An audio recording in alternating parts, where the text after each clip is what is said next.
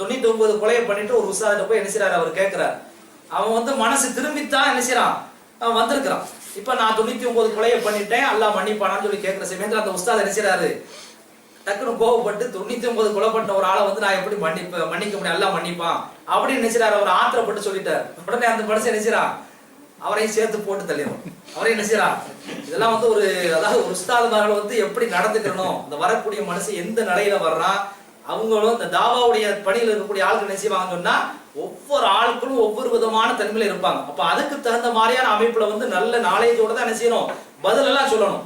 இவர் அந்த மாதிரி சொன்ன காரணத்தினால அவரை சேர்த்து என்ன செய்யறான், போட்டுறான். ஆனா போட்டு முடிச்சதுக்கு பின்னாடி 100 கொலை ஆயிடுச்சா இல்லையா, இந்த 100 கொலையை பண்ணதுக்கு பின்னாடி கூட அவனுடைய மனசுல என்ன இருக்குன்னு சொன்னா, நாம மௌத்தா போயிட்டு அல்லாஹ் இடத்துல போய் சந்திக்கிற சமயத்துல பாவம் இல்லாம என்ன செய்யணும், ஒரு நல்ல மனுஷனா சந்திக்கணும் அப்படிங்கிற வேலை இன்னொரு உஸ்தாத போய் என்ன செய்யறாரு, அவர் சந்திக்கிறார். அப்ப அந்த உஸ்தாத் அவர் என்ன பண்றாரு சொன்னா, அவர் கொஞ்சம் நாலேஜ் உள்ளவர், அந்த வரக்கூடிய மனுஷனுடைய இதெல்லாம் புரிஞ்சு கொள்ளக்கூடிய ஒரு ஆள் என்ன செய்யறாரு, அவர் என்ன செய்யறாரு, அல்லாஹ் பாவத்தை மன்னிப்பான். இந்த வார்த்தையை வந்து பதிவு செய்யப்பட்டிருக்குது. நாம் அல்லாஹ் வந்து உங்களை மன்னிப்பான், 100 கொலை பண்ணிட்டாலும் மன்னிச்சிருவான். ஏற்கனவே உள்ள அந்த விஷயத்துல பயந்தவர் சொல்லல, அந்த மாதிரி நம்மளை கொலை பண்ணிடுவானா அப்படிங்கிற வகையில பயந்தவர் என்ன செய்யல சொல்லல, யதார்த்தமா சொல்றாரு அல்லாஹ் உங்களை மன்னிப்பான். அந்த ஒரு வார்த்தை சொல்றாரு, மை யஹூலு பைனஹு வ பைன தௌபா, நீ வந்து நல்ல மனசு திருந்தி வந்திருக்கிற, இப்படி திருந்தி வரக்கூடிய நேரத்துல அல்லாஹ்வுக்கும் உனக்கும் இடையில என்ன தடை இருக்க முடியும், இந்த மன்னிக்கக்கூடிய விஷயத்துல என்ன தடை இருக்க முடியும் அப்படி சொல்லிட்டு சில ஷரத்துக்களை கண்டிஷனை போடுறாரு. என்ன கண்டிஷன் சொன்னா, இன்தலிக் இலா அருளின் கதாவ கதா, இந்த ஊருக்கு போயிரு, இந்த குறிப்பிட்ட ஒரு பகுதிக்கு என்ன செய்ய நீ போயிரு. இது இந்த ஹதீஸை சொல்லும் போது வழக்கு என்ன சொல்றாங்கன்னா, நம்ம வீட்டுல இருக்கக்கூடிய குழந்தைகள் தப்பு பண்ணான்னு வைங்க, ஏதாவது குற்றங்கள் தவறான வகையில பண்றான்னு சொன்னா உடனே நம்ம என்ன செய்யக்கூடாது, கோவப்படக்கூடாது. அவன் யாரோட பழகுறான், இந்த சுற்றுச்சூழல் எப்படி இருக்குது, இதை வந்து நீங்க கொஞ்சம் மாற்றம் பண்ணி விட்டாலே நெஞ்சிரும், அவன் நல்லவனா மாறிடுவான். அப்ப அந்த வகையில தான் அந்த உஸ்தாத் என்ன செய்யறாரு, ஒரு குறிப்பிட்ட பகுதி இருக்குது, அந்த பகுதிக்கு நீ நெஞ்சிரு போயிரு, ஃபைன்னஹா பிஹா உனாஸ யஅபுதுனல்லாஹ், அங்க சில நல்ல மனிதர்கள் இருக்கிறாங்க, நல்ல ஆட்களோட நல்ல மனுஷங்களோட நல்ல நண்பரோட நம்முடைய குழந்தைகளை நம்ம சேர்த்து விட்டுன்னு வைங்க, இந்த பூவோடு சேர்ந்த நாரும் மனம் பெறும் அப்படிங்கிற மாதிரி என்ன செஞ்சிருவாங்க, அவங்க மனம் பெற்றுவாங்க. அப்படி இல்லாட்ட கெட்ட மனிதர்களோட இருந்தாங்கன்னு சொன்னா இந்த பன்றியோட சேர்ந்த நாயும் அந்த நஜீஸை திங்குங்கிற மாதிரி என்ன செஞ்சிரும் ஆயிரும். அப்ப அந்த மனுஷர் உஸ்தாத் சொல்றாரு, அந்த பகுதியில் நல்ல மக்கள் இருக்கிறார்கள், அவங்க வந்து அல்லாஹ்வுக்கு கட்டுப்பட்டு வழிபட்டு நடக்கக்கூடிய ஆட்களாக இருக்கிறாங்க, ஃபாபுதுல்லாஹ மாகும், அவரோட சேர்ந்து நீ நல்ல மனுஷனா மாறிடு, அப்படி மாறிட்டு அல்லாஹ் மன்னிச்சிருவான்னு சொல்லி நினைச்சாங்க. அவங்க சொல்றாங்க, ஆனா வந்து ஒரே ஒரு கண்டிஷன், வலா தெரிஞ்சு இல்லாருலே, நீ இப்ப இருக்கக்கூடிய அந்த பகுதியில ஒரு காலத்திலும் இருக்கக்கூடாது. ஏன்னு சொன்னா ஃபைன்னஹா அர்துசு, அது வந்து கெட்ட பகுதி, கெட்ட மனிதர்கள் வாழக்கூடிய ஒரு பகுதியா இருக்கிறது, அந்த பகுதியில நீ இருக்காத. இப்ப உடனே அவருக்கு சந்தோஷமாயிருக்கு, நமக்கு பாவ மன்னிப்பு கிடைக்குது, நாம வந்து நல்ல மனுஷனா ஆயிட்டு நினைச்சாங்க.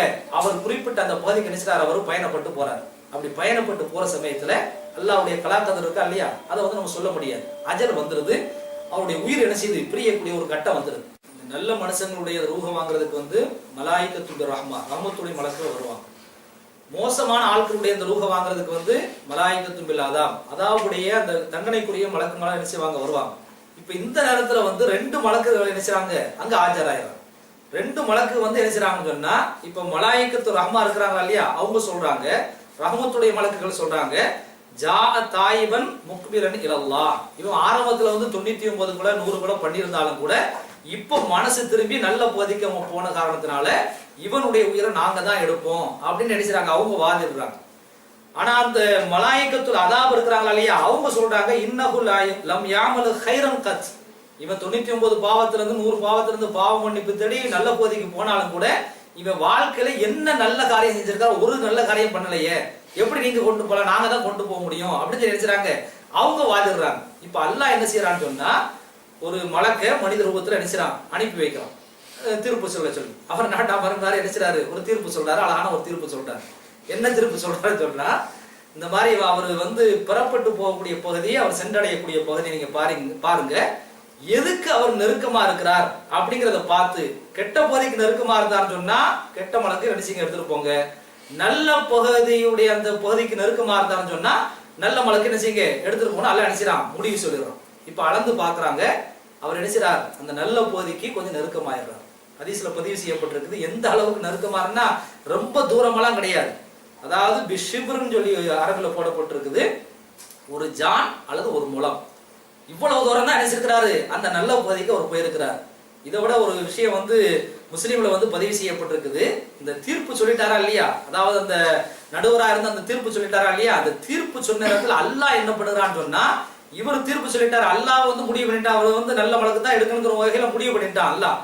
ஆனா இந்த அளந்து பார்க்கிற சமயத்துல ஏதாவது பிரச்சனை ஏற்பட்டுறக்கூடாது அப்படிங்கிறதுக்காக வேண்டி அல்லாஹ் என்ன செய்கிறான் என்று சொன்னால், அது வந்து ஹதீஸ்ல பதிவு செய்யப்பட்டிருக்கிறது. ஃபஅவ்ஹல்லாஹு இலா ஹாதிஹி, இந்த பகுதியில் இருக்கக்கூடிய பூமி இருக்கா இல்லையா, கெட்ட பகுதியினுடைய பூமி, அந்த பூமிக்கு அல்லாஹ் கட்டளை இடுகிறான், அந்தபா அதி, நீ கொஞ்சம் தூரமாயிரு. இலா ஹாதிஹி, அந்த பகுதிக்கு அல்லாஹ் கட்டளை இடுகிறான், அந்த பூமிக்கு, அந்த நல்ல பகுதி இருக்கா இல்லையா, அந்த பகுதிக்கு அல்லாஹ் கட்டளை இடுகிறான், அந்த தஹர்ரபி, நீ கொஞ்சம் நெருங்கி வந்து.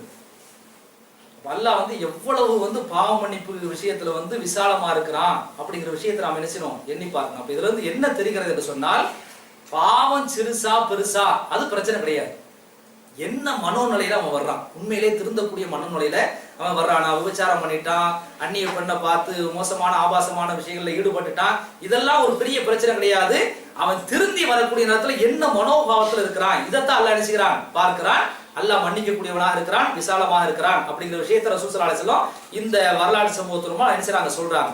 அப்ப இதெல்லாம் பார்த்த உடனே நம்ம ஆசிம் ஃபாஹிம், நம்ம என்னவெல்லாம் தப்பு பண்ணலாம், அல்லாஹ் வந்து எல்லாத்தையும் கண்டுக்கவே மாட்டான் அப்படிங்கிற ஒரு முடிவுக்கு வந்துருவாங்க. அப்படி ஒரு முடிவுக்கு நாம வந்துடக்கூடாது அப்படிங்கிறதுக்காக வேண்டித்தான் இந்த பாவ மன்னிப்பு விஷயத்துல வந்து சில ஷரத்துக்களை, இன்னென்ன ஷரத்துக்கள்லாம் இருக்கணும், இன்னென்ன நிபந்தனைகள்லாம் இருக்கணும் அப்படிங்கிற வகையில வந்து இஸ்லாம் வந்து என்ன செய்யுது, சில ஷரத்துக்களை சில நிபந்தனைகளை போடுது. அந்த பாவ மன்னிப்பினுடைய ஷரத்துக்கள் நிபந்தனைகளை இன்ஷா அல்லாஹ் அடுத்த வாரம் நம்ம என்ன செய்வோம், நம்ம பார்ப்போம்.